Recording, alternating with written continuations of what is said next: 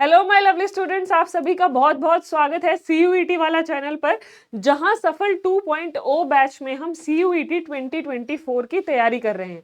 And together we are studying the concept of legal studies. तो legal studies में अभी तक हमने we have covered most of the syllabus के जो इंपॉर्टेंट टॉपिक्स हैं हम वो कवर कर चुके हैं। अब कुछ ही हमारे टॉपिक्स बाकी हैं, जैसे इंटरनेशनल लॉ बाकी है, लीगल सर्विसेज का टॉपिक बाकी है और लीगल प्रोफेशन का टॉपिक बाकी है। ये मेजर टॉपिक्स अभी हमारे पेंडिंग हैं। आज की क्लास में हम क्या टॉपिक कवर करने वाले हैं और प्रीवियस क्लास में हमने क्या कवर किया है वो जल्दी से हम उसका रिकैप ले लेते हैं। तो सबसे पहले पिछली क्लास का रिकैप कि पिछली क्लास में हमने कौन सा टॉपिक कवर किया। तो पिछली क्लास हमारी एडीआर के कॉन्सेप्ट पर बेस्ड थी। फिर हमने जिसमें समझा था एडीआर और उसकी इंपॉर्टेंस के बारे में, एडीआर एंड इट्स इंपॉर्टेंस। तो एडीआर होता क्या है? एडीआर का मतलब होता है ऑल्टरनेटिव डिस्प्यूट रेजोल्यूशन।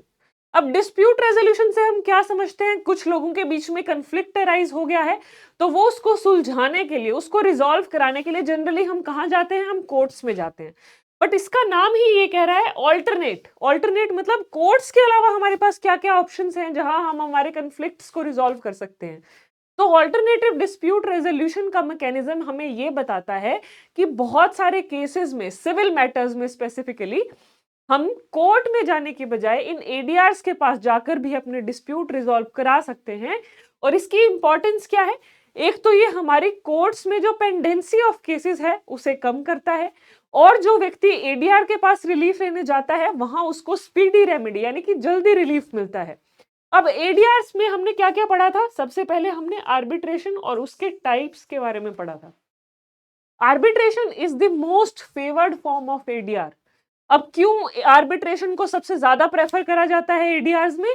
क्योंकि इसका जो डिसीजन होता है वो कोर्ट के डिसीजन की तरह पार्टीज पे बाइंडिंग होता है। यानी कि कोई भी जो दो व्यक्ति हैं, दो कंपनीज हैं, उनके बीच में कोई डिस्प्यूट हो गया है और अगर वो अपना डिस्प्यूट आर्बिट्रेशन के पास लेके जाते हैं कि आप आर्बिट्रेशन के थ्रू हमारा डिस्प्यूट रिजॉल्व करा दीजिए, तो जो उस आर्बिट्रल ट्राइब्यूनल का डिसीजन होगा वो उन व्यक्तियों को, उन पार्टीज को मानना पड़ेगा, जैसे कि हम कोर्ट के डिसीजन को हमें मानना पड़ता है। ठीक है, तो इसलिए arbitration is the most preferred form of ADR. अब उसकी हमने टाइप्स पढ़ी थी, जिसमें हमने डोमेस्टिक आर्बिट्रेशन पढ़ा कि जहां पर पार्टीज भी इंडियन है और उन पर जो लॉ अप्लाई हो रहा है वो भी इंडियन है। फिर हमने फॉरेन आर्बिट्रेशन पढ़ा। फॉरेन आर्बिट्रेशन में क्या था? जहां पर जो आर्बिट्रेशन की पार्टीज हैं वो भी फॉरेन है, यानी कि नॉन रेजिडेंट्स हैं इंडिया की, और जो उन पर लॉ अप्लाई हो रहा है वो भी फॉरेन कंट्री का लॉ अप्लाई हो रहा है। ठीक है, बट इसमें एक इंटरेस्टिंग पॉइंट ये है कि अगर कहीं दूसरी कंट्री में फॉरेन अवार्ड पास हुआ है वो हमारी कंट्री में भी अप्लाई हो सकता है। फिर हमने पढ़ा था international commercial arbitration. International commercial arbitration में क्या फर्क है फॉरेन आर्बिट्रेशन से? इसमें इंटरनेशनल कमर्शियल आर्बिट्रेशन में one of the party is resident in India and the law applicable is also Indian arbitration law. ठीक है, फिर हमने बात की थी मीडिएशन के बारे में। मीडिएशन में क्या होता है? अनलाइक आर्बिट्रेशन, इसका जो डिसीजन आता है, इसका जो फाइनल आउटकम आता है वो पार्टीज पे बाइंडिंग नहीं होता है। यहां पर क्या है? सिर्फ मीडिएटर जो है आपको एक प्लेटफॉर्म प्रोवाइड करता है, जी आ जाओ यहां बैठ के आप अपना मसला या अपना प्रॉब्लम, अपना कंफ्लिक्ट रिजॉल्व कर सकते हो। ठीक है, सो मीडिएशन का जो आउटकम है वो पार्टीज पे बाइंडिंग नहीं होता है। अब मीडिएशन में हमने एक इंपॉर्टेंट केस देखा था, एफकॉन्स इंफ्रास्ट्रक्चर। एफकॉन्स इंफ्रास्ट्रक्चर ये कहता है इलेक्शन डिस्प्यूट और क्रिमिनल मैटर्स, इनके लिए हम मीडिएशन में नहीं जा सकते। ये इंपॉर्टेंट केस है, इसको याद रखना। फिर हमने बात की थी कंसिलिएशन के बारे में। अब कंसिलिएशन में क्या है? जो कंसिलिएटर है, अब आर्बिट्रेशन में जज की तरह कौन बैठता है? आर्बिट्रेटर बैठता है। मीडिएशन में जज की तरह कौन डिसीजन मेकिंग करता है? मीडिएटर करता है। कंसिलिएशन में वो व्यक्ति कंसिलिएटर कहलाता है। अब ये जो कंसिलिएटर है इसका जो काम है वो ये होता है कि पार्टीज को पॉसिबल सॉल्यूशन बताना कि आप लोगों के बीच में ये डिस्प्यूट है, आप इसको ऐसे रिजॉल्व करा सकते हो, ये पॉसिबल आउटकम जनरेट हो सकता है। तो यहाँ पर कंसिलिएटर का एक्टिव पार्टिसिपेशन होता है, जबकि मीडिएशन में लेस पार्टिसिपेशन होता है। उसमें यूजुअली पार्टीज ही अपने डिस्प्यूट को रिजॉल्व करने के लिए ज्यादा एफर्ट्स पुट इन करती है। अच्छा, फिर हमने बात की थी लोक अदालत के बारे में। लोक अदालत क्या था? लोक अदालत का कॉन्सेप्ट था पीपल्स कोर्ट, यानी कि लोगों के लिए सबसे जो हमारे कंट्री में लोएस्ट लेवल ऑफ कोर्ट्स हैं वो है लोक अदालत, कि जहां लोग अपने आप आपस में डिस्प्यूट रिजॉल्व करा सकते हैं। वहां पर एक चेयरपर्सन होगा, दो और एक सोशल वर्कर होगी और एक लॉयर होगा। वो तीन लोग मिलके उस लोक अदालत को कॉन्स्टिट्यूट करेंगे और वो आपके डिस्प्यूट्स को रिजॉल्व करेंगे, ठीक है। फिर हमने बात की थी लोकपाल एंड लोकायुक्त। लोकपाल और लोकायुक्त, इनके लिए हमने एक वर्ड पढ़ा था इससे पहले, जो कि था ओम्बुड्समैन। तो ओम्बुड्समैन का क्या मतलब है? ये इसका मतलब है पीपल्स रिप्रेजेंटेटिव, ठीक है, कि जो लोगों के इंटरेस्ट को रिप्रेजेंट करे वो है ओम्बुड्समैन। अब इसी में ही लोकपाल के लिए हमने क्या पढ़ा था? लोकपाल को हमने पढ़ा था that it is anti corruption ombudsman, कि अगर किसी व्यक्ति को किसी गवर्नमेंट सर्वेंट के अगेंस्ट कंप्लेंट करनी है कि ये व्यक्ति या ये गवर्नमेंट सर्वेंट करप्शन एक्टिविटीज में इन्वॉल्व है, तो हम कहां कंप्लेंट कर सकते हैं? हम लोकपाल या लोकायुक्त में वो कंप्लेंट फाइल कर सकते हैं, ठीक है, अंडरस्टूड। चलो, अब इसके बाद हम आज देखते हैं कि आज हम कौन सा नया टॉपिक करने वाले हैं। तो आज हम बात करेंगे ह्यूमन राइट्स। ह्यूमन राइट्स, ये तो शब्द सभी बच्चों ने सुना होगा।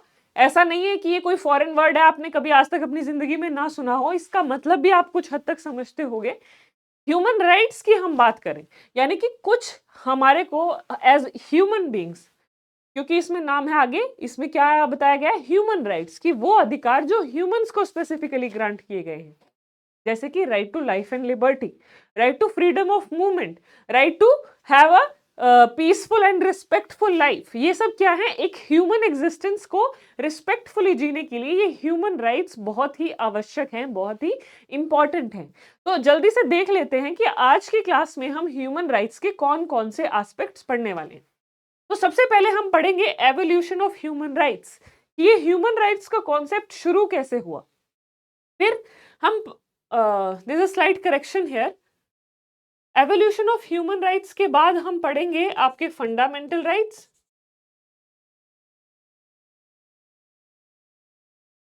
फंडामेंटल राइट्स पढ़ेंगे जिसमें हम आपके जितने भी हमारे कॉन्स्टिट्यूशन में फंडामेंटल राइट्स बताए गए हैं उनके बारे में पढ़ेंगे। फिर हम बात करेंगे फंडामेंटल ड्यूटीज की।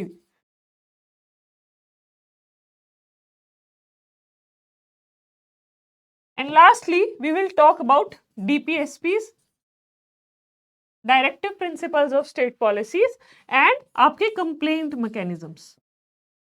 कंप्लेंट मैकेनिज्म्स का क्या मतलब हुआ कि अगर किसी व्यक्ति का कोई राइट कहीं पर वायलेट होता है, कोई किसी व्यक्ति का राइट इन्फ्रिंज होता है, तो वो कहां पर कंप्लेंट कर सकता है उस राइट के वायलेशन की। तो ब्रॉडली इस तरीके से, इस कैटेगराइजेशन से हम इसको पढ़ेंगे, क्योंकि अगर हम सीयूईटी पर्सपेक्टिव से देखें तो ये जो आपके टॉपिक्स हैं ह्यूमन राइट्स के चैप्टर से, ये बहुत इंपॉर्टेंट है। इनसे ही maximum number of questions will be asked from you, ठीक है। एंड लास्टली, ये लास्ट क्लास का रिपीट हो गया है, you can ignore this. And lastly question and answers, जो हम हर क्लास में करते हैं, वी विल डू दैट। चलो, अब हम शुरुआत करते हैं evolution of fundamental rights. Evolution मतलब कैसे इवॉल्व हुए, कहां से इनकी शुरुआत हुई, कैसे ये बदलाव आना शुरू हुआ, कहां रिकॉग्नाइज किया गया कि ह्यूमन राइट्स एग्जिस्ट करने चाहिए और उनको रिकॉग्निशन मिलना चाहिए। तो सबसे पहले है मैग्ना कार्टा ऑफ 1215। यहां से आपके ह्यूमन राइट्स के कॉन्सेप्ट की एवोल्यूशन या शुरुआत हुई थी। इसमें क्या कहा गया? King and government are not above law, protection from excessive taxes and right to inherit property. अब इससे पहले क्या होता था? मैग्ना कार्टा से पहले king can do no wrong. तो यहां पर मैं लिख देती हूं बिफोर मैग्ना कार्टा, यानी कि इसके 1215 से पहले क्या होता था? Generally what was followed that king can do no wrong, कि राजा जो है वो जो भी कुछ करता है वो सब सही है, क्योंकि हम ये प्रिज्यूम करेंगे कि वो लोगों के हित में काम कर रहा है। चाहे वो कैसे भी टैक्स इंपोज कर रहा है लोगों पे, चाहे वो कैसे भी पॉलिसीज बना रहा है, चाहे उनका कुछ भी आउटकम आ रहा है, चाहे उससे किसी के ह्यूमन राइट्स अफेक्ट हो रहे हैं, we will presume that king can do no wrong. But इस चीज को ओवर रूल करने के लिए, इस चीज को हटाने के लिए ये प्रिंसिपल आया या ये कॉन्सेप्ट आया मैग्ना कार्टा 1215 में, जहां फर्स्ट टाइम हम कह सकते हैं कि ह्यूमन राइट्स के एग्जिस्टेंस का रिकग्निशन किया गया। अब किस किस तरह के राइट्स की वहां पर बात की गई? सबसे पहले वहां पर कहा कि किंग जो है, चाहे वो राजा है या सरकार है, they are not above law, वो लॉ से या कानून से ऊपर नहीं है। जैसे हमने रूल ऑफ लॉ में पढ़ा था, चाहे हमारे देश का प्रधानमंत्री है, प्रेसिडेंट है, चाहे कोई भी पब्लिक सर्वेंट है, चाहे कोई गरीब है, चाहे कोई अमीर है, everyone is considered below law, यानी कि कानून सर्वोपरि है। वैसे ही मैग्ना कार्टा ने भी कहा कि चाहे राजा है, चाहे सरकार है, एवरीवन इज बिलो लॉ, सबसे ऊपर कौन है? कानून है, लॉ है। तो यही स्टेटमेंट यहां लिखी है, king and government are not above law. Then protection from excessive taxes, और किस चीज की बात की गई यहां पर? प्रोटेक्शन फ्रॉम एक्सेसिव टैक्सेस, कि जैसे कोई राजा या सरकार अपने वहां के लोगों पर, अपने राज्य में जरूरत से ज्यादा टैक्सेस इंपोज कर रहे हैं, मान लो लोगों पे, कि लोगों को इनकम कम हो रही है, बट उसमें उनका जो मोस्टली हिस्सा है वो टैक्स में ही चला जाता है। टैक्स किसके पास जा रहा है? राजा के पास जा रहा है या गवर्नमेंट के पास जा रहा है? लोग इससे दुखी हो गए, बट उनके पास कोई चारा नहीं है, क्योंकि प्रिंसिपल क्या था? King can do no wrong, यानी कि राजा जो है वो तो प्रजा के अच्छे के लिए सोचेगा। बट नहीं, मैग्ना कार्टा ने कहा कि एक्सेसिव टैक्स नहीं लगाने चाहिए, ठीक है। फिर right to inherit property. Inherit property मतलब जैसे कि आप कहते हो ना, पुश्तैनी जमीन है, जो ये मेरे दादा की जमीन थी, मेरे पापा को मिली, अब मुझे मिलेगी, कल मेरे बच्चों को मिलेगी। ये राइट टू इनहेरिट प्रॉपर्टी, इसको कहते हैं हम इनहेरिटेंस, जब प्रॉपर्टी एक पीढ़ी से दूसरी पीढ़ी को पास हो। इस राइट की भी रिकग्निशन कहाँ की गई? इस राइट को भी माना गया, समझा गया और इसे एक्सेप्ट किया गया under the Magna carta act of 1215। Alright, उसके बाद हमारा एक और इंपॉर्टेंट सिग्निफिकेंट स्टेप आया, that was English bill of rights 1689। अब हम 1600 सॉरी 89 का मुझे हिंदी प्रोनाउंसिएशन नहीं पता है, सो दिस इज 1689, ठीक है, 1689 I guess, if I am not wrong. तो इसमें क्या रिकॉग्नाइज किया गया? Right to petition. पिटीशन क्या होता है? अब हम कोर्ट में जाते हैं तो हम पिटीशन फाइल करते हैं ना, कि मेरा ये राइट वोलेट हुआ। तो राइट टू पिटीशन मतलब जब भी किसी व्यक्ति का कोई भी अधिकार, कोई भी राइट वोलेट होगा, तो उसको राइट टू पिटीशन दिया जाएगा, यानी कि उसको उसके राइट्स के वोलेशन के टॉपिक से रिलेटेड सुना जाएगा कि क्या एक्चुअल में उसके राइट वोलेट हुए हैं, और अगर उसके राइट वोलेट हुए हैं तो उसको उसका क्या सोल्यूशन मिलना चाहिए, उसको क्या रेमेडी मिलनी चाहिए, क्या उसको कॉम्पनसेशन मिलनी चाहिए। तो राइट टू पिटीशन को रिकॉग्नाइज किया गया। Then right to fair trial. Fair trial मतलब कोर्ट में, हमने जैसे ऑडी आल्त्रम पार्टम का प्रिंसिपल पढ़ा था पिछले लेक्चर में, हमने एडमिनिस्ट्रेटिव लॉ में ये कॉन्सेप्ट पढ़ा कि जब भी हम किसी भी केस में किसी व्यक्ति के खिलाफ कोई डिसीजन लेने वाले हैं, तो हमें उसको equal opportunity of being heard देना पड़ेगा। तो राइट ऑफ फेयर ट्रायल में भी कुछ ऐसा ही कहा गया है कि जब भी आप किसी व्यक्ति के अगेंस्ट कोई डिसीजन लेने वाले हो, तो सबसे बेसिक चीज जो आपको करनी है कि आपको उस व्यक्ति को भी अधिकार देना होगा कि वो भी अपना पक्ष सामने रख पाए कोर्ट के। फेयर ट्रायल में और भी बहुत सी चीजें आती हैं, जैसे कि आप उसको एक्सेसिव पनिशमेंट नहीं दोगे। अब उसने 100 रुपए चुराए और आप उसको बदले में फांसी पे लटका दो, क्या ये सही है? नहीं। तो फेयर ट्रायल मतलब पनिशमेंट भी जो है वो प्रोपोर्शनल होनी चाहिए। जितना हीनियस या जितना सिवियर ऑफेंस है, उतनी ही सेवेरिटी होनी चाहिए पनिशमेंट की, उससे ज्यादा सिवियर नहीं होनी चाहिए। तो जो फेयर ट्रायल में एक और चीज होती है, स्पीडी ट्रायल। ये भी हमारे कॉन्स्टिट्यूशन में भी और सुप्रीम कोर्ट के अलग अलग केसेस ने भी इसको रिकॉग्नाइज किया है कि हर व्यक्ति का ये बेसिक राइट है कि जो ट्रायल है वो स्पीडी मैनर में चले। डिलेड, जिसमें हम कहते हैं delayed justice is justice denied, कि अगर डिले हो रहा है जस्टिस में किसी को मिलने को, तो वो इसी के समान है, मान लो उसको जस्टिस मिला ही नहीं। अब जिस केस की सुनवाई 1 साल में पूरी होनी थी, उसको आपने 10 साल खींच दिया, तो वो व्यक्ति तो उसी केस में उलझा रह गया, तो उसको फेयर ट्रायल नहीं मिल पाया। तो राइट ऑफ फेयर ट्रायल पहले कहां रिकॉग्नाइज किया गया? English bill of rights of 1689। चलो चलो, उसके बाद है right against cruel and unusual punishments. आप क्रूअल या अनयूजुअल पनिशमेंट्स नहीं दोगे। अब जैसे आप वर्ल्ड वॉर के टाइम पे सुनते हो कि कितनी सिवियर पनिशमेंट्स, कितनी हार्श पनिशमेंट्स लोगों को दी जाती थी। इलेक्ट्रिक शॉक्स दिए जाते थे, या उनके कोई बॉडी ऑर्गन्स को चॉप कर दिया जाता था, ठीक है, या पब्लिक हैंगिंग कर दी जाती थी। तो जो ये ऐसी क्रूअल पनिशमेंट्स हैं या ऐसी अनयूजुअल पनिशमेंट्स हैं, इनको हटा दिया जाए। अब इसी के कॉन्टेक्स्ट में अगर हम आज के दिन में बात करें, तो डेथ पेनल्टी भी है इंडिया में। डेथ पेनल्टी अलाउड है, कई केसेस में दी जा सकती है, but only in rarest of the rare cases. Death penalty in India कब दी जा सकती है? Only in rarest of rare cases, यानी कि बिल्कुल रेयर केसेस में, जहां पर बहुत ही सिवियर या बहुत ही हीनियस ऑफेंस कमिट हुआ है, जैसे निर्भया रेप केस था, उनको भी डेथ पेनल्टी की सजा दी गई थी। या किसी ने कंट्री के खिलाफ कुछ ऐसा एक्शन किया है जो कंट्री के अगेंस्ट वॉर शुरू करना चाह रहा है कोई, उन केसेस में भी डेथ पेनल्टी दी जा सकती है। बट अभी भी बहुत से ऐसे लॉ एक्सपर्ट्स हैं या एमिनेंट जुरिस्ट हैं जो डेथ पेनल्टी को चैलेंज कर रहे हैं कि death penalty is equivalent to ending someone's life, तो it is sort of violation of our fundamental right to life, तो डेथ पेनल्टी को हटा देना चाहिए। बट अगर हम इंडिया में आज के दिन बात करें तो death penalty is a valid punishment, इसको अनकॉन्स्टिट्यूशनल नहीं कह सकते, it is a perfectly valid punishment you can say. तो आई होप ये एवोल्यूशन का आइडिया सबको क्लियर हो गया होगा। इसमें एक और चीज आपकी जो बुक में दी गई है, उसमें थोड़ा सा फ्रेंच रेवोल्यूशन के बारे में बताया गया है। तो फ्रेंच रेवोल्यूशन से आपकी 3 टर्मिनोलॉजीज आई थी बेसिकली। वो क्या थी? Liberty, equality and fraternity. अब इनका क्या मतलब है? लिबर्टी यानी कि आजादी ऑफ थॉट्स, एक्सप्रेशंस, आप अपने आइडियाज एक्सप्रेस कर सकते हो, आप अपने बिलीफ्स को प्रैक्टिस कर सकते हो, ये कहता है आपका लिबर्टी का प्रिंसिपल। इक्वालिटी यानी कि सभी लोगों को एक समान ट्रीट किया जाएगा, कोई भेदभाव नहीं किया जाएगा। फ्रिटर्निटी यानी कि आपस में लोगों के बीच में ब्रदरहुड की फीलिंग को बढ़ाना या उसको डेवलप करना, ये हमारे बेसिक प्रिंसिपल्स होने चाहिए। ये कॉन्सेप्ट हमें किसने दिए थे? ये हमें तीनों फ्रेंच रेवोल्यूशन ने दिए थे, ठीक है। अब इसके बाद नाउ लेट्स मूव फर्दर, आगे चलते हैं। इंटरनेशनल पर्सपेक्टिव पे अगर हम देखें, अभी तक हमने एवोल्यूशन देखा कि कैसे ह्यूमन राइट्स का कॉन्सेप्ट इवॉल्व हुआ, कैसे उसकी शुरुआत हुई और क्या क्या चीजें उससे ऐड होती गई।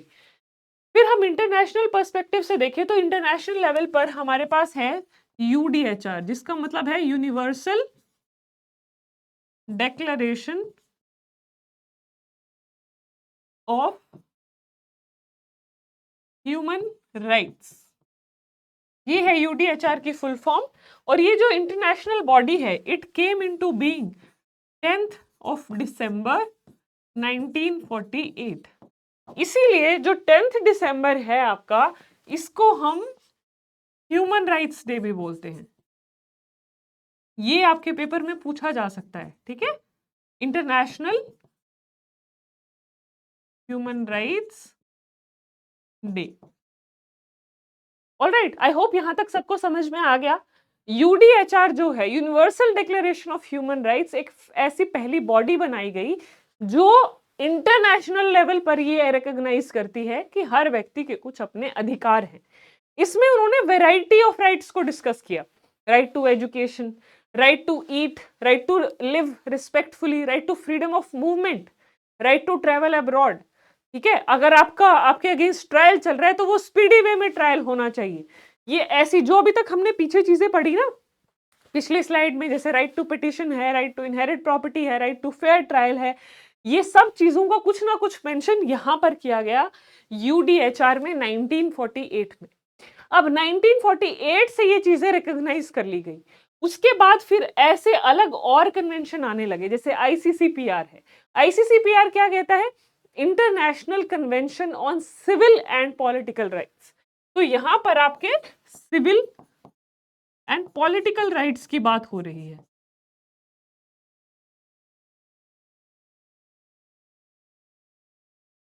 अब सिविल और पॉलिटिकल राइट्स में क्या हो सकता है? सिविल राइट्स में आप कह सकते हैं right to live life with dignity, ठीक है, that you should be respected. आप सिर्फ अपनी ह्यूमन एग्जिस्टेंस है, it should not be like animal like existence. आप अपनी लाइफ को रिस्पेक्टफुली जी सके, ऐसा एनवायरमेंट आपको प्रोवाइड किया जाए गवर्नमेंट के द्वारा, ठीक है। पॉलिटिकल राइट्स, आप राइट टू वोट की बात करते हो, जैसे अपनी कंट्री में है यूनिवर्सल एडल्ट फ्रेंचाइज, कि हमारी कंट्री में जितने भी लोग 18 साल से ऊपर हैं उनको वोट करने का अधिकार दिया गया है हमारे कॉन्स्टिट्यूशन के द्वारा। ये एज पहले 21 साल थी, जिसको घटा करके 89th अमेंडमेंट के द्वारा इसको 18 ईयर्स कर दिया गया। तो यहां पर we can write universal adult franchise का कॉन्सेप्ट है वो, जिसमें हम बात करते हैं राइट टू वोट, ठीक है। और ये राइट टू वोट किसे दिया गया है हमारी कंट्री में? Everyone above the age of 18 years, ठीक है। तो जो लोग 18 साल से ऊपर हैं उन सभी लोगों को हमारी कंट्री में, this we are talking about India, every individual is guaranteed right to vote under in our as per our constitution, हमारे संविधान के अकॉर्डिंगली, ठीक है। तो ये क्या है? It is one of your, you can say it is one of your political right.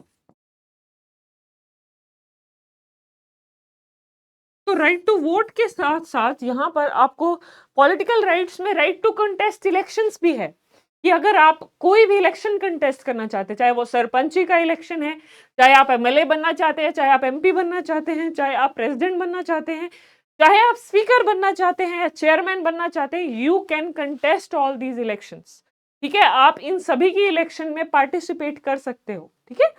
ये भी क्या है? आपका पॉलिटिकल राइट है। फिर उसके बाद अगर हम बात करें तो international covenant on economic, social and cultural rights. अब economic, social and cultural rights क्या कहते हैं?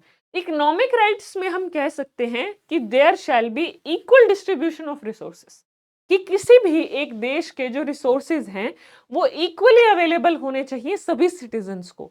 वहां के उस देश के जितने भी लोग हैं उन सबको इक्वल असेसिबल होने चाहिए ये रिसोर्सेज। कोई डिस्क्रिमिनेशन नहीं होना चाहिए कि एक जाति को या एक रिलीजन को या एक ग्रुप ऑफ पीपल को ही उनका एक्सेस दिया जाए। उसके अलावा इकोनॉमिक में ये भी है कि जो हमारी गवर्नमेंट है वो इंश्योर करेगी कि सभी को राइट टू वर्क की अपॉर्चुनिटी मिले, या right to equal work for everyone, equal pay for equal work, कि कोई भी, चाहे वो विमेन है चाहे वो मेन है, अगर वो एक समान एक जैसा काम कर रहे हैं तो उनको पे भी इक्वल ही मिलनी चाहिए।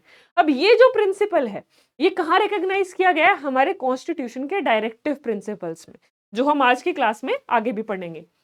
तो इस तरीके से ये जितने भी हमारे राइट्स हैं ना, चाहे इंटरनेशनल लेवल पर, उनका कुछ ना कुछ रिफ्लेक्शन हमें हमारे कंट्री में दिखता है, ईदर इन द कॉन्स्टिट्यूशन और द अदर एक्ट्स, ठीक है। सोशल राइट्स में क्या हो सकता है? सोशल राइट्स में that you have the right to movement, right to form associations, right to assemble at a place, ये सब राइट्स भी हमारे कॉन्स्टिट्यूशन में रिकॉग्नाइज्ड हैं। कल्चरल राइट्स, कि आप अपने कल्चर को रिस्पेक्ट कर सकते हो, अपने कल्चर को बढ़ावा दे सकते हो, प्रोपोगेट कर सकते हो, ये भी आपका राइट रिकॉग्नाइज किया गया है इंटरनेशनल लेवल पर इस कन्वेंशन के अंदर, और हमारे कॉन्स्टिट्यूशन ने भी ये राइट रिकॉग्नाइज किया है। तो ये हो गया आपका ह्यूमन राइट्स का इंटरनेशनल पर्सपेक्टिव। अब इसके बाद हम आगे चलते हैं फंडामेंटल राइट्स। फंडामेंटल राइट्स हमारे कॉन्स्टिट्यूशन का बहुत ही इंपॉर्टेंट हिस्सा है। ये इंडियन कॉन्स्टिट्यूशन के पार्ट 3 में मेंशन किया गया है। तो part 3 of the constitution talks about the concept of fundamental rights. अब ये पार्ट 3, ये आपसे पेपर में पूछा जा सकता है, कॉन्स्टिट्यूशन के कौन से पार्ट में फंडामेंटल राइट्स की बात की गई है? तो पार्ट 3 जो है वो फंडामेंटल राइट्स की बात करता है, which is from article 12 to article 35। Article 12 से लेके 35 तक हम फंडामेंटल राइट्स की बात करते हैं। अब ये फंडामेंटल राइट्स हैं क्या? ये फंडामेंटल राइट्स कुछ ऐसे इनएलिएनेबल राइट्स हैं जो हर सिटीजन को दिए गए हैं, और कुछ ऐसे राइट्स हैं जो सिटीजन्स और नॉन सिटीजन्स दोनों को दिए गए हैं। जैसे right to life and liberty, चाहे हमारे देश में कोई फॉरेनर भी आ गया है उसको भी right to life and liberty दिया गया है, कि ऐसा नहीं है कि वो हमारे देश में आ गया तो उसके अगेंस्ट कोई व्यक्ति ऑफेंस कमिट कर सकता है या उसके राइट्स को वायलेट कर सकता है, उसको भी right to life and liberty provide किया गया है। बट कुछ ऐसे राइट्स हैं जो सिर्फ हमारे कंट्री के सिटीजन्स को दिए गए हैं, जैसे कि right to vote, right to contest elections. ये ऐसे अधिकार हैं जो सिर्फ सिटीजन्स को दिए गए हैं, जो हर व्यक्ति के पास अवेलेबल नहीं है। अब जो ये पार्ट 3 में तो मैंने आपको बता दिया कौन से आर्टिकल में है, ये आपको बता दिया। अब अगला पॉइंट है they are enforceable in nature. Enforceable in nature को हम कैसे समझ सकते हैं? जैसे हम रिट्स की बात करें, रिट्स हमने स्ट्रक्चर ऑफ इंडियन जुडिशरी में पढ़ी थी, 5 रिट्स पढ़ी थी, habeas corpus, quo warranto, certiorari, prohibition and mandamus. ये 5 रिट्स पढ़ी थी। रिट्स का क्या पर्पस था कि जब भी हमारे फंडामेंटल राइट्स की वायलेशन होगी, इंफ्रिंजमेंट होगी, तो हमारे पास एज सिटीजन्स क्या रेमेडी है? हम या तो सुप्रीम कोर्ट जा सकते हैं अंडर आर्टिकल 32, या हम हाई कोर्ट जा सकते हैं under article 226 of the constitution, और वहां पर उनकी रिट जुरिस्डिक्शन के अंदर हम इन 5 रिट्स के अंदर हमारे राइट्स को प्रोटेक्शन के लिए सुप्रीम कोर्ट से डायरेक्शन मांग सकते हैं। तो यहां पर एनफोर्सिबिलिटी का क्या मतलब है? You can approach supreme court under article 32 and और high court under article 226 under their writ jurisdiction, इनकी रिट जुरिस्डिक्शन के अंदर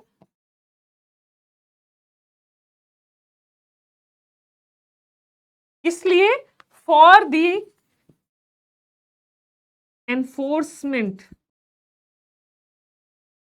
ऑफ फंडामेंटल राइट्स, कि अगर आपका कोई भी फंडामेंटल राइट वायलेट होगा तो आप उनकी एनफोर्समेंट के लिए यहां पर सुप्रीम कोर्ट या हाई कोर्ट के पास जा सकते हो इन रिस्पेक्टिव आर्टिकल्स में।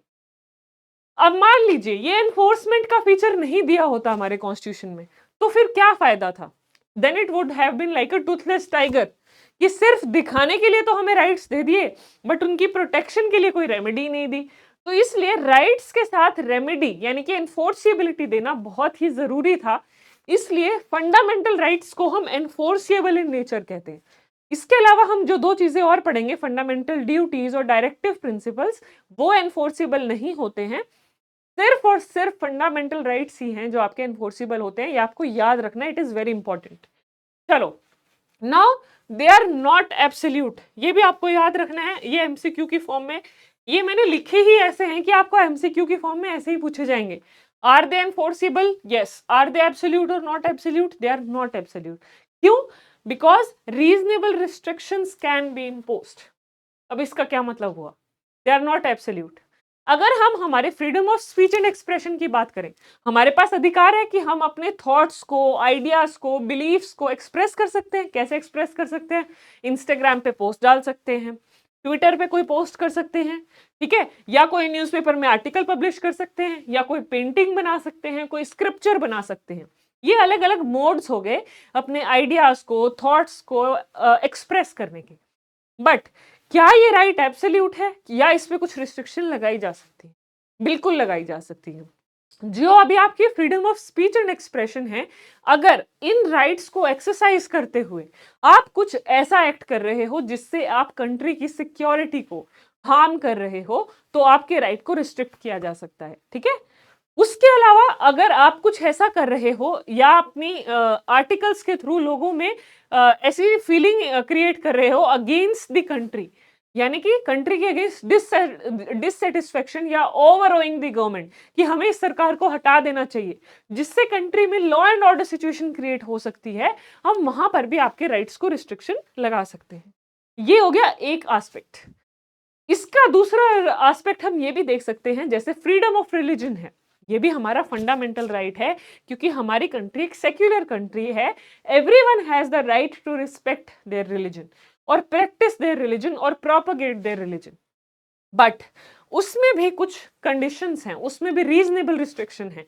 ये भी फंडामेंटल राइट एब्सोल्यूट नहीं है। क्यों? क्योंकि आप कई बार देखते हो कहीं पर किसी मंदिर में या मस्जिद में या किसी गुरुद्वारे में अगर कहीं पर लाउड स्पीकर्स लगाए गए हैं और उससे आसपास के लोगों को डिस्टरबेंस हो रही है, तो वो लोग कंप्लेन कर सकते हैं, ठीक है? तो अगर आपकी एक्टिविटी से, आपके राइट्स की एक्सरसाइज की वजह से आप किसी और को कोई न्यूसेंस या किसी को एनॉयंस क्रिएट कर रहे हो, तो आपके राइट्स को रिस्ट्रिक्ट किया जा सकता है। क्यों? क्योंकि आपके राइट्स हैं तो अगले व्यक्ति के भी कुछ राइट्स हैं। तो राइट्स के साथ हमेशा कॉरस्पॉन्डिंग ड्यूटीज होती हैं। आप सिर्फ ये नहीं चिल्ला सकते कि जी मेरा अधिकार है मैं तो कुछ भी करूं। आपके अधिकार हैं तो आपकी जिम्मेवारी भी है। आपको अगर अधिकार एंजॉय करने हैं तो आपको जिम्मेवारी भी अच्छे से पूरी करनी पड़ेगी, तभी आप अपने अधिकारों को अच्छे से फुलफिलिंग वे में एंजॉय कर सकते हो। तो that's why we can say जो फंडामेंटल राइट्स हैं वो एब्सोल्यूट नहीं है, उन पे रिस्ट्रिक्शंस लगाई जा सकती हैं। रिस्ट्रिक्शंस कैसी? Reasonable restrictions. अब यहां पर रीजनेबल का क्या मतलब है? रीजनेबल का मतलब ये है कि गवर्नमेंट को हमने चलो अलाउ कर दिया कि आप फंडामेंटल राइट्स पे रिस्ट्रिक्शन लगा सकते हो, बट आप भी मनचाही रिस्ट्रिक्शन नहीं लगा सकते जिससे लोगों के राइट्स खराब कर रहे हो आप। फिर राइट्स का फायदा क्या हुआ? ओनली रीजनेबल रिस्ट्रिक्शन, यानी कि उतनी रिस्ट्रिक्शन लगाओ जितने की आवश्यकता है, जितने की जरूरत है, जितनी की रिक्वायरमेंट है। उससे ज्यादा रिस्ट्रिक्शन आप भी नहीं लगाओगे, otherwise it will be in violation of our fundamental rights. Alright, अब इसके बाद हम बात करते हैं हमारी first category of fundamental rights, that is article 14 to 18, जो basically broadly right to equality के बारे में बात करता है। ठीक है, तो अगर यहां पर if I tell you article 14 talks about right to equality, अब इसका हमने क्या, मैंने जब आपको एडमिनिस्ट्रेटिव लॉ में रूल ऑफ लॉ पढ़ाया था तो वहां पर इसका रिजेम्बलेंस बताया था। तो ये it is in consonance with the concept of rule of law. तो this is how you should study. जब भी कोई एक टॉपिक पढ़ो तो उसको दूसरे टॉपिक से रिलेट करके पढ़ो, आप कभी भूलोगे नहीं उस चीज को और वो आपको अच्छे से समझ में आएगा। तो जब हमने एडमिनिस्ट्रेटिव लॉ में रूल ऑफ लॉ पढ़ा उसको हमने रिलेट किया था आर्टिकल 14 से। वो क्या कहता है? आर्टिकल 14 भी यही कहता है कि हमारी कंट्री में everyone will be considered equal in the eyes of law, या लॉ से ऊपर कोई भी नहीं है, everyone is below the law. उसके बाद अगला आर्टिकल कहता है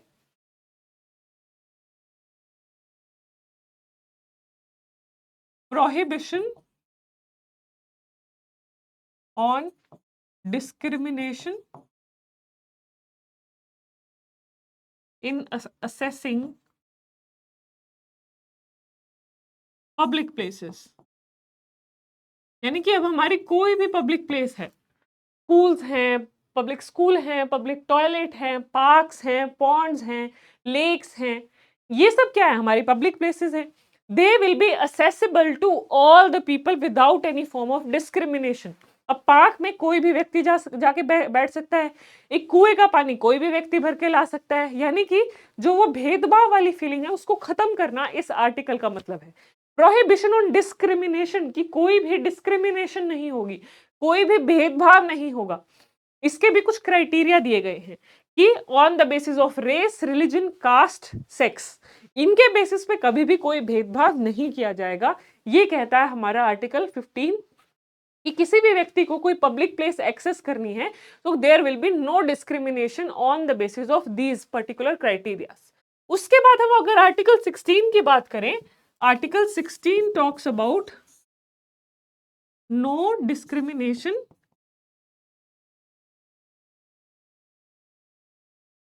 in matters of public employment। अच्छा चलो, इससे पहले हम 16 डिस्कस करें, मैं 15 का ही एक प्रिंसिपल आपके साथ डिस्कस करना चाहती हूं। Article 15 clause 3। अभी मैंने आपको क्या बताया कि कोई डिस्क्रिमिनेशन नहीं होगी, बट आर्टिकल 15 का तीसरा जो भाग है, तीसरा क्लॉज है, वो ये कहता है कि विमेन एंड चिल्ड्रन, इनके लिए स्पेशल राइट्स क्रिएट किए जा सकते हैं। तो ये क्या है? पॉजिटिव डिस्क्रिमिनेशन है। ऐसी डिस्क्रिमिनेशन अलाउड है जहां आप कंट्री में किसी ऐसे सेक्शन के लिए, उनके बेनिफिट के लिए लॉ बना रहे हो, उसको हम फिर डिस्क्रिमिनेटरी एक्ट नहीं कहेंगे। ठीक है, अब आर्टिकल 16 क्या कहता है?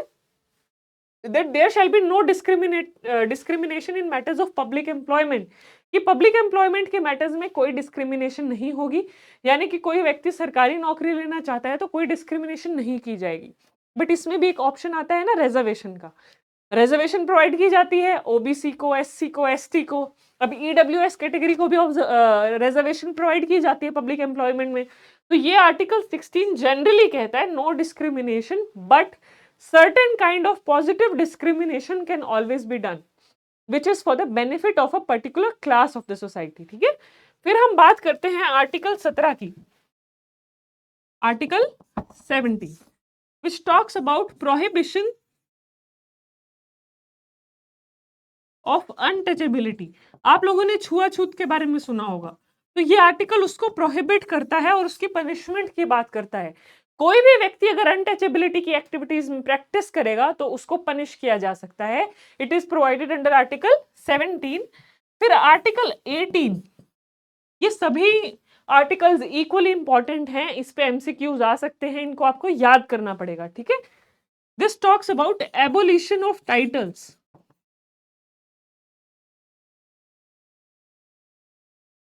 एबोलिशन ऑफ टाइटल्स, जैसे पहले राजा महाराजा के टाइटल्स होते थे, उनको हटा दिया गया है।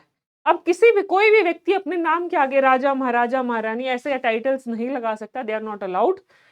और बट इसकी एक्सेप्शन है, अगर एकेडमिक टाइटल आपको मिला है, आपने पीएचडी की डिग्री की है, आप डॉक्टर हो, आप नाम के आगे डॉक्टर लगा सकते हो, दैट इज अलाउड। बट अगर आप किसी फॉरेन कंट्री से कोई अवार्ड या कोई टाइटल ले रहे हो तो आपको प्रेसिडेंट की परमिशन से ही आप वो टाइटल एक्सेप्ट कर सकते हो। इसके अलावा जो आपको ऑनररी टाइटल्स मिले, जैसे पद्म विभूषण है, ठीक है, ऐसे ऐसे जो आपको भारत रत्न अवार्ड है, ठीक है, ये अवार्ड अगर आपको मिले हैं तो वो भी टाइटल आप यूज कर सकते हो। इसके अलावा मिलिट्री के जो टाइटल्स होते हैं, आर्मी के जो टाइटल्स होते हैं, कैप्टन आप अपने नाम के आगे लगा रहे हो, मेजर लगा रहे हो, दैट इज परमिसिबल। बट ये जो डिस्क्रिमिनेटरी है, राजा महाराजा ये वो अलाउड नहीं है, दैट इज कॉन्स्टिट्यूशनल ने उसको प्रोहिबिट कर दिया है। तो ये आर्टिकल्स आपको याद करने हैं, इंपॉर्टेंट हैं एग्जामिनेशन पॉइंट ऑफ व्यू से। This is not relevant for today's class. अब अगला आ गया right to freedom. Right to freedom, article 19 की बात करें तो इसमें हमारे को राइट टू फ्रीडम के कई हिस्से देखने को मिलते हैं।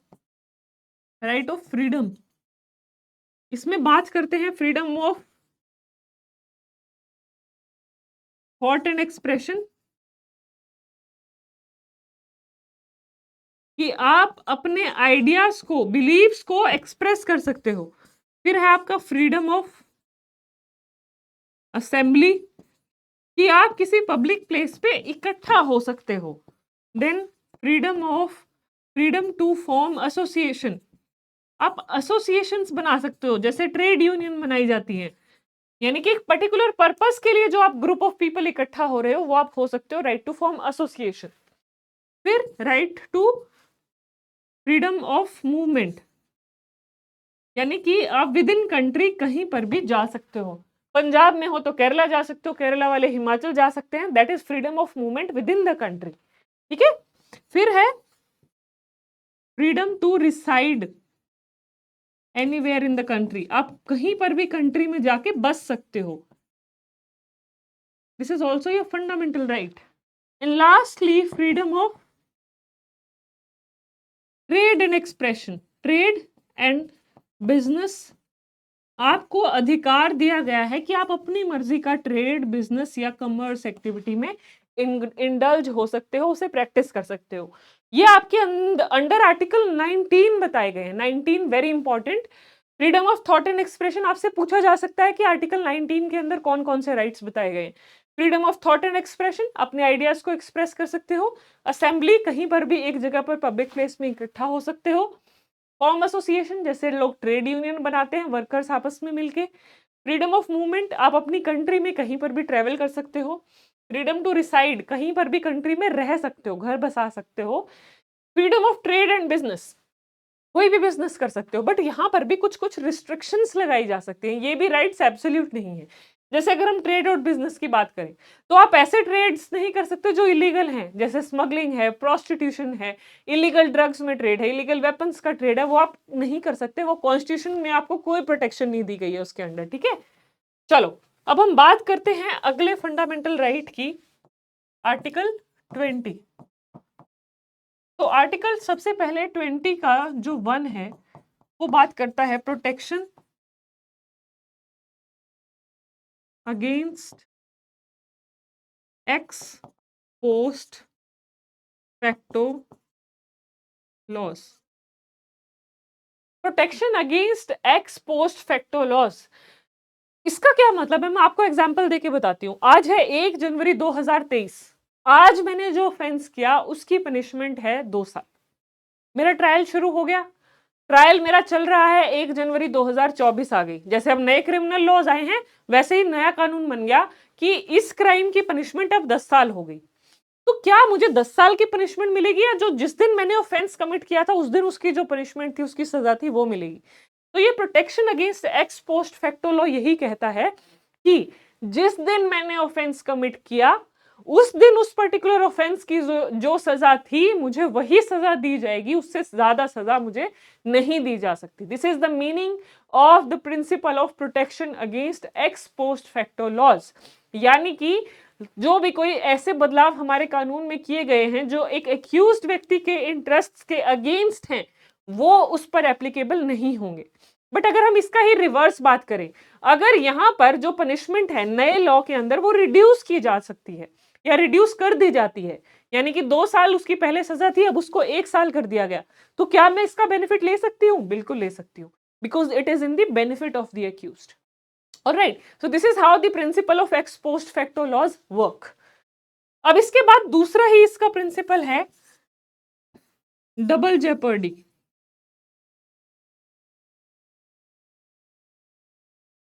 डबल जेपर्डी का प्रिंसिपल कहता है no one will be vexed twice for the same offence. अगर आपको एक ऑफेंस की सजा एक बार मिल गई है तो बार बार सेम ऑफेंस के लिए आपको पनिशमेंट नहीं दी जाएगी।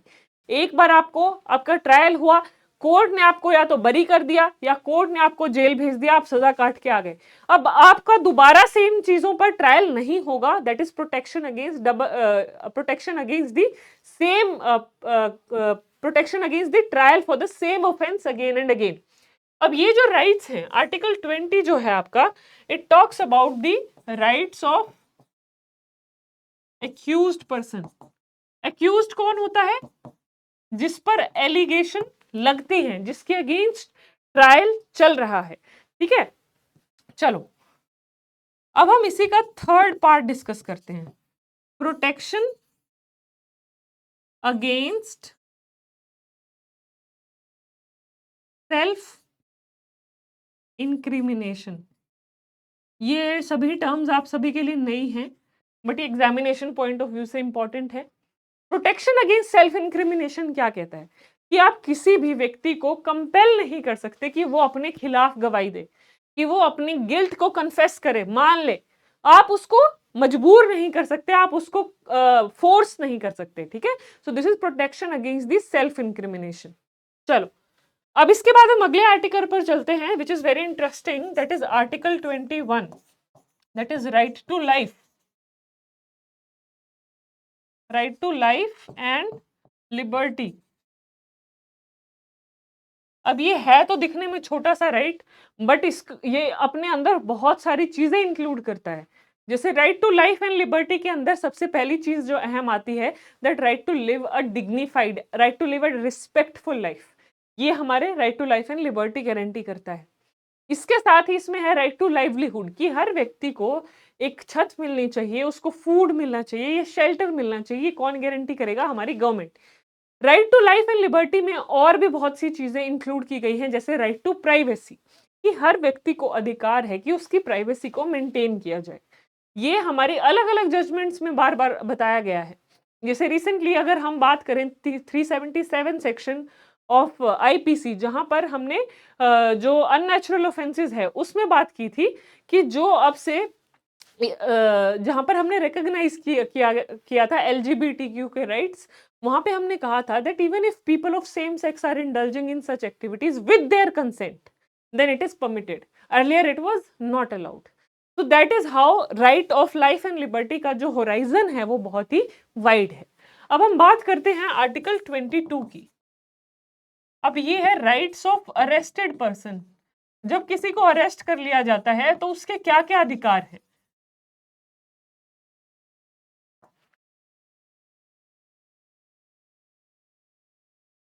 तो article 22 of the constitution talks about rights of arrested person, कि जब किसी व्यक्ति को अरेस्ट कर लिया जाता है तो उसके पास क्या क्या अधिकार है। तो सबसे पहला है right to be informed about the grounds of arrest, कि किन ग्राउंड्स पर आपने उस व्यक्ति को अरेस्ट किया है वो आपको उसे बताने होंगे। दूसरा, टू इन्फॉर्म हिज फ्रेंड्स और फैमिली अबाउट हिज अरेस्ट, उसके फ्रेंड्स या नियर रिलेटिव को उसके अरेस्ट के बारे में आप इन्फॉर्म करेंगे। और तीसरा, to be presented before the magistrate within 24 hours of arrest.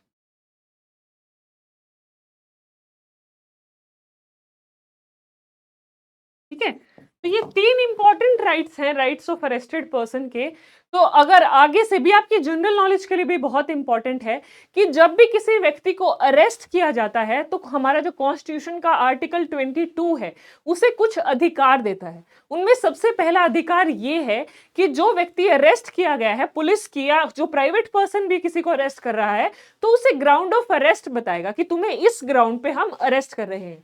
दूसरा अधिकार क्या है अरेस्टेड पर्सन का, कि जब भी किसी को आपने अरेस्ट किया तो उसके फैमिली, फ्रेंड्स या रिलेटिव्स को किसी को आप इन्फॉर्म करेंगे कि हम इस व्यक्ति को अरेस्ट कर कर लेके जा रहे हैं। और जो तीसरा राइट है वो बहुत ही इंपॉर्टेंट अधिकार है उसका, वो ये है कि जब आपने किसी व्यक्ति को अरेस्ट कर लिया है तो उसके अरेस्ट के 24 घंटे के अंदर अंदर आपको जो नियरेस्ट मजिस्ट्रेट है वहां पर जो प्रेजेंट है उसके सामने उसे पेश करना पड़ेगा। अगर इनमें से किसी भी राइट की वायलेशन होती है तो उस व्यक्ति को राइट ऑफ बेल ग्रांट कर दिया जाता है। तो ये आपके इंपॉर्टेंट राइट्स हैं, rights of arrested person. Alright, चलो अब हमने ये इंपॉर्टेंट आर्टिकल्स कवर कर लिए, अब हम आगे चलते हैं। ठीक है,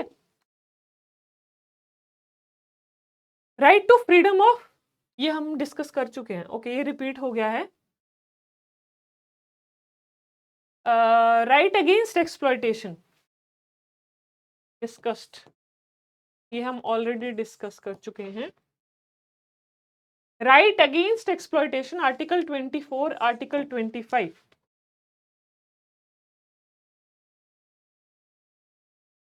Here it will be 23 and 24। यहां पर आएगा आर्टिकल 23 और यहां पर आएगा आर्टिकल 24, कि किसी भी व्यक्ति की एक्सप्लॉयटेशन नहीं होगी।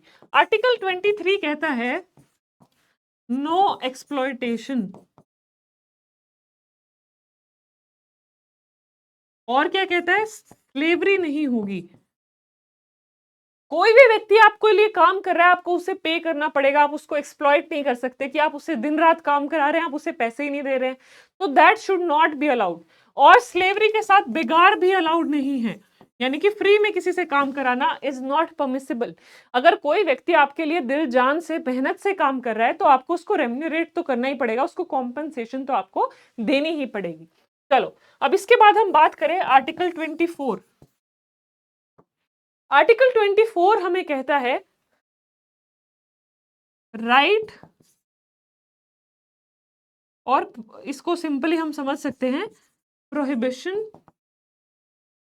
ऑफ चाइल्ड लेबर, कि चाइल्ड लेबर को प्रोहिबिट किया जाए, and no child to be employed in a hazardous factory, किसी भी बच्चे को एक हैजार्डस फैक्ट्री में एम्प्लॉय नहीं किया जाएगा। ठीक है, तो ये सब बहुत ही इंपॉर्टेंट फैक्टर्स हैं which you must keep in mind. Article 23, 24। अब आपसे डायरेक्ट पेपर में पूछा जा सकता है चाइल्ड लेबर से रिलेटेड कौन सा आर्टिकल है, बेगार या स्लेवरी से रिलेटेड कौन सा आर्टिकल है, तो ये आपको याद रखने पड़ेंगे, ठीक है। अब है right to freedom of religion, ये भी अपने आप में बहुत ही इंपॉर्टेंट है। इसका हम क्यों बात करते हैं, क्योंकि हमारा जो प्रीएम्बल है उसमें भी क्या कहा गया है, हमारा प्रीएम्बल कहता है कि India is a secular country. अब सेक्युलर का क्या मतलब है, that all religions to be considered equal, सभी रिलीजन्स को इक्वल कंसिडर किया जाएगा बाय द गवर्नमेंट,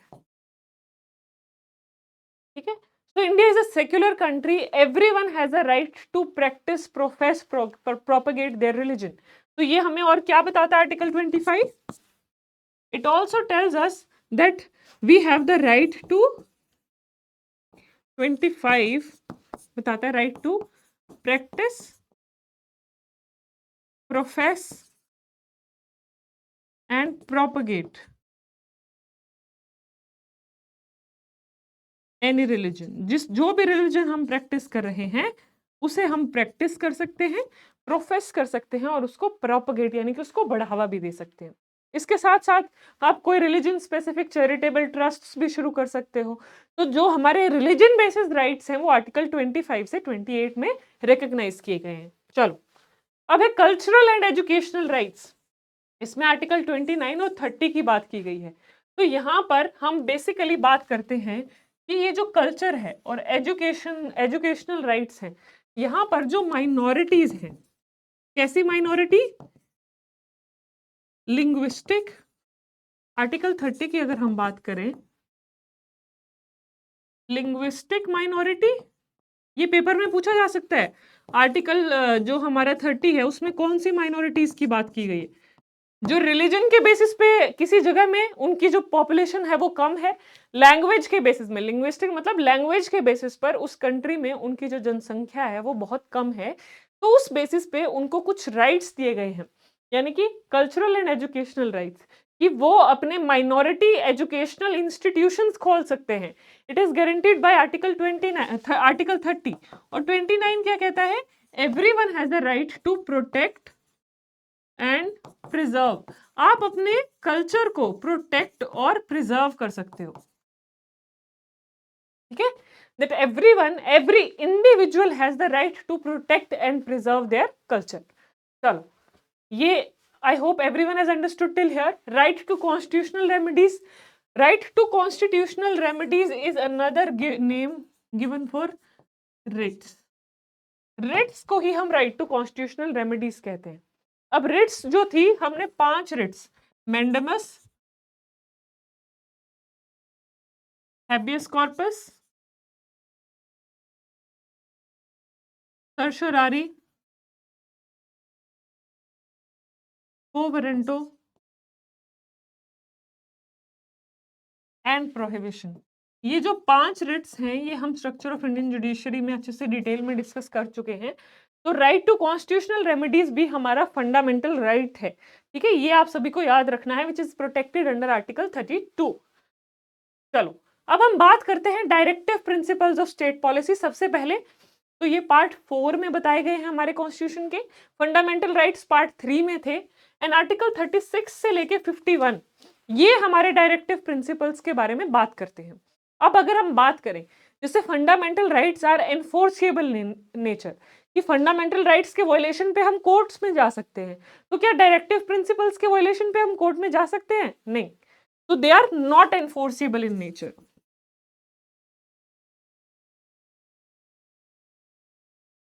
अब बेसिकली डीपीएसपीज होते क्या हैं? डीपीएसपी कुछ ऐसे प्रिंसिपल्स हैं जो हमारे कॉन्स्टिट्यूशन के आर्टिकल 36 से लेके 51 में बताए गए हैं, जो कि हमारी गवर्नमेंट के लिए इंपॉर्टेंट है, कि हमारी गवर्नमेंट उन पर्टिकुलर मैटर्स पर लॉ बनाए जिससे कि हमारी कंट्री का वेलफेयर हो। तो directive principles of state policy का पर्पस क्या है? To create a welfare state, लोगों के हित के लिए काम करना। अब डायरेक्टिव प्रिंसिपल्स में कैसी कैसी चीजें बताई गई हैं? डायरेक्टिव प्रिंसिपल्स में जैसे बताया गया है equal pay for equal work, यानी कि एक समान काम के लिए जो वेजेस है, रेम्युनरेशन है, वो भी इक्वल मिलनी चाहिए, ये डायरेक्टिव प्रिंसिपल है। इसको एनफोर्स करने के लिए हमारी गवर्नमेंट ने कानून भी बनाया है, इक्वल रेम्युनरेशन एक्ट। ठीक है? फिर मैटरनिटी बेनिफिट हो गया।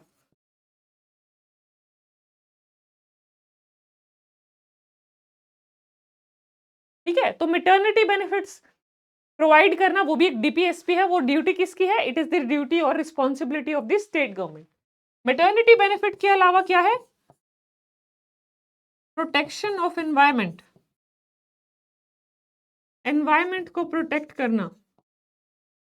उसके लिए हमारे गवर्नमेंट ने अलग-अलग लॉज बना रखे हैं, protection of prevention of air pollution act, prevention of water pollution act.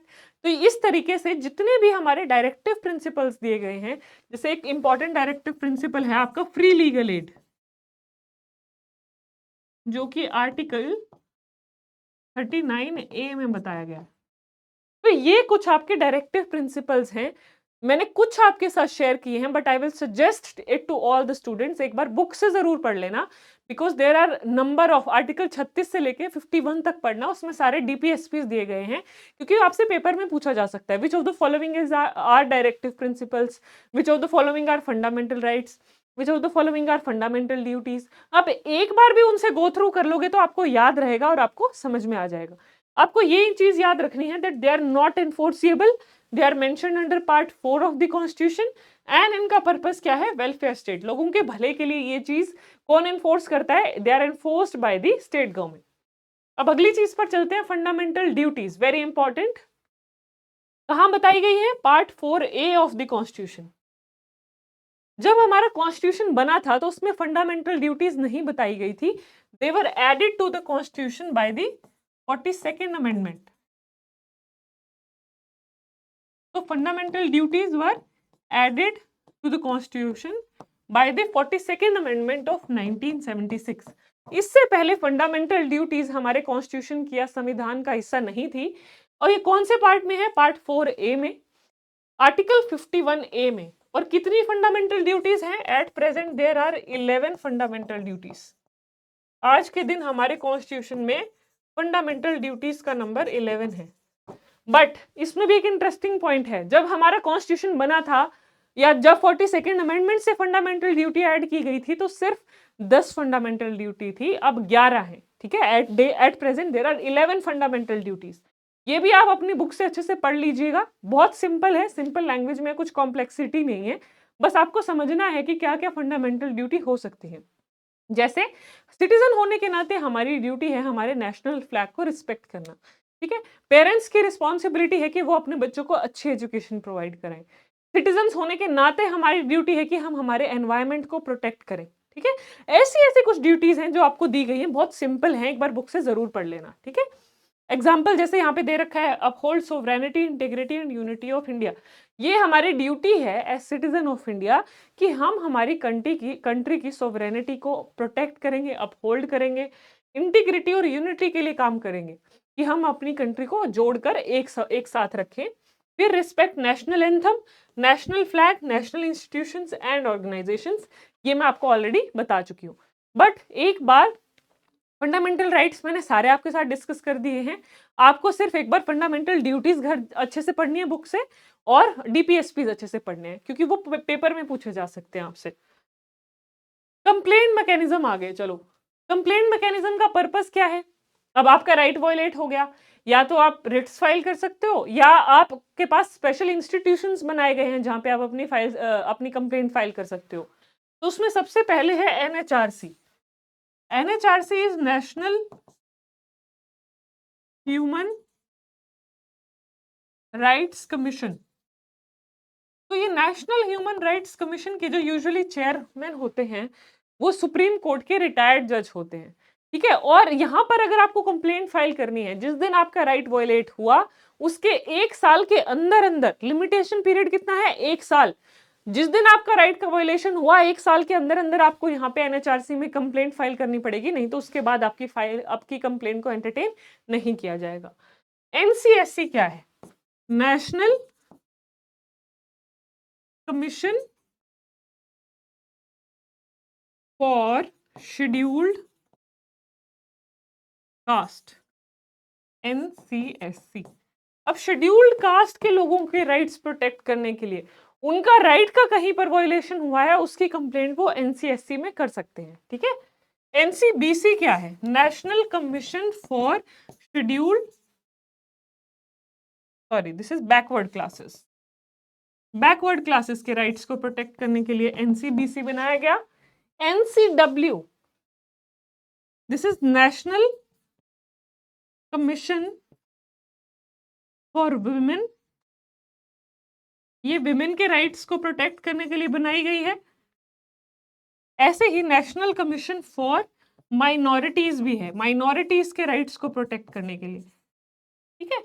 इनको आप डिटेल में एक बार बुक से पढ़ लेना, इनका कॉम्पोजिशन क्या होता है, कौन लोग इनके मेंबर्स होते हैं, क्या इनके फंक्शंस होते हैं। बट सबसे इंपॉर्टेंट इसमें मैं कहूं तो NHRC है। NHRC का कॉम्पोजिशन अच्छे से पढ़ लेना कि कौन कौन लोग इसके मेंबर्स होते हैं, चेयरमैन कौन होता है, क्या ड्यूटीज ये परफॉर्म करते हैं, ठीक है। तो this is all about the complaint mechanism. National level पे अगर हम हमारी कंट्री में बात करें तो ये इंपॉर्टेंट बॉडीज हैं जो कंप्लेंट मैकेनिज्म्स का हिस्सा है। यानी कि जब कोई व्यक्ति का राइट वायलेट होता है तो वो NHRC, NCSC, NCBC, NCW and national commission for minorities यहाँ पे अपनी कंप्लेंट्स को फाइल कर सकते हैं, ठीक है। चलो अब हम क्वेश्चन आंसर डिस्कस करते हैं। Which article of Constitution guarantees us right to equality? Very simple, ये तो आपका सबसे पहला आर्टिकल है, article 14। A is the right answer for this question, ठीक है। अब डायरेक्टली ऐसे ही पेपर में क्वेश्चन पूछे जाएंगे आपसे, तो इसलिए आज के जो क्वेश्चन है मैंने ऐसे ही फ्रेम किए हैं, ठीक है। चलो, which of the following are fundamental rights, इसमें से कौन से आपके फंडामेंटल राइट्स हैं? प्रोटेक्शन फ्रॉम अनटचेबिलिटी है, यस। एबोलिशन ऑफ टाइटल है, yes. Freedom of speech and expression है, यस। तो यहाँ पे क्वेश्चन की थोड़ी फ्रेमिंग गलत है। Which of the following are, यहाँ पे नॉट आएगा फिर क्वेश्चन में, तो इसका आंसर होगा D, none of the above, क्योंकि ये जो सभी हैं ये सभी फंडामेंटल राइट्स हैं। अब क्वेश्चन में पूछा है which of the following are not fundamental rights, तो नन ऑफ द अबव, क्योंकि ये सभी तो हमारे फंडामेंटल राइट्स गारंटीड हैं हमें कॉन्स्टिट्यूशन के द्वारा। देन अगला क्वेश्चन है fundamental duties were added to our constitution by which amendment? Fundamental duties हमारे संविधान में कौन सी अमेंडमेंट से ऐड हुई थी? वो 42nd अमेंडमेंट से हुई थी 1976 में, ठीक है। और कितनी फंडामेंटल ड्यूटीज हैं हमारी? 11 है। अच्छा, एक और क्वेश्चन इसमें बन सकता है, कौन सी कमिटी ने सजेस्ट किया था फंडामेंटल ड्यूटीज ऐड की जाए? तो वो कौन सी कमिटी थी? स्वर्ण सिंह कमिटी ने सजेस्ट किया था कि फंडामेंटल ड्यूटीज हमारे कॉन्स्टिट्यूशन में ऐड की जाए। अच्छा, अब आप लोगों का होमवर्क है ये, आपको मुझे कमेंट सेक्शन में बताना है कि fundamental rights, fundamental duties and DPSPs, ये तीनों जो कॉन्सेप्ट हैं ये हमने कौन सी कंट्री से बोरो किए हैं? Borrowed from which country? ये आपके पेपर में भी पूछा जा सकता है, ये बहुत इंपॉर्टेंट क्वेश्चन है, ठीक है। बोरोड फ्रॉम विच कंट्री, इसका आंसर मुझे आपको कमेंट सेक्शन में देना है। This is homework for you all, ये आप सभी के लिए होमवर्क है कि कौन सा ये फंडामेंटल राइट्स, ड्यूटीज और DPSP हमने कहां से बोरो की है। चलो नेक्स्ट है, how many fundamental duties have been enshrined in our constitution? कितनी फंडामेंटल ड्यूटीज हैं? 11 हैं, ये तो मैंने अभी लास्ट क्वेश्चन में आपको बताया है। Which article of the constitution talks about prohibition of child labour? Child labour नहीं होगा, आर्टिकल 24। 23 में तो हमने स्लेवरी और बेगार की बात की है, 24 अगर बात करता है हमारे चाइल्ड लेबर की। Which article talks about prohibition of untouchability? Untouchability नहीं होगी, आर्टिकल 17, ठीक है। 18 किसकी बात करता है? एबोलिशन ऑफ टाइटल्स की। Which article talks about abolition of title? चलो जी अगला क्वेश्चन आ गया, वेरी इजी। आर्टिकल 18 बात करता है टाइटल्स के एबोलिशन की, 17 बात करता है एबोलिशन ऑफ अनटचेबिलिटी, ठीक है। चलो, NHRC की क्या फुल फॉर्म है? नेशनल ह्यूमन राइट्स कमीशन, तो ये ऑप्शन सी इसका सही आंसर रहेगा। ऑलराइट, 9th पे चले हैं तो right to freedom of speech and expression is provided under which article? Freedom of speech and expression कौन से आर्टिकल के अंदर बताया था? आर्टिकल 19 जिसमें हमने और भी चीजें पढ़ी थी, right to assembly, right to form associations, right to freedom of trade and commerce, ठीक है, ये सब भी हमारे आर्टिकल 19 में ही बताई गई है। And last question is article 21 guarantees which right? Article 21 कौन से राइट की बात करता है? It is right to life and liberty, इस राइट की बात करता है। ये जो बाकी के 3 राइट हैं, reside anywhere in India, form associations, move freely, ये सब आपके आर्टिकल 19 में बताए गए, ठीक है। चलो जी, ओके, तो that is all about today's class. I hope आप सभी को ह्यूमन राइट्स की क्लास बहुत इंटरेस्टिंग लगी। कोई भी डाउट है कमेंट सेक्शन में पूछ लेना, कोई कंफ्यूजन है कमेंट सेक्शन में पूछ लेना, और जो होमवर्क मैंने क्वेश्चन दिया है उसका आंसर जरूर करना मुझे कमेंट सेक्शन में कि हमने फंडामेंटल राइट्स, ड्यूटीज और डीपीएसपी कौन सी कंट्री से बोरो किए, ठीक है।